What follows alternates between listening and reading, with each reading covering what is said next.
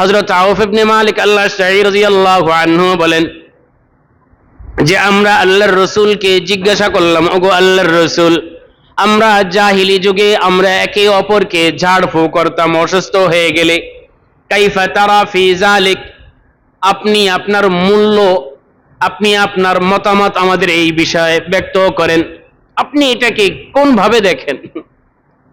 আল্লাহর রাসূল বললেন, আরিজু আলাইয়া রুকাকুম, তোমরা যা করে তোমরা ঝাড়ফুঁক করো সেইগুলোকে আমার সম্মুখে পেশ করো। সাহাবা একরাম পেশ করলেন। আল্লাহর রাসূল বললেন, লা বাসা বির রুকা মা লাম ইয়াকুন ফিহি শিরকুন, যদি ঝাড়ফুঁর মধ্যে মানুষ যদি শিরিকের আশ্রয় গ্রহণ না করে, যদি তার মধ্যে কোনো শিরিকের গন্ধ না থাকে, এমন ঝাড়ফুঁক করতে কোনো সমস্যা নেই। এমন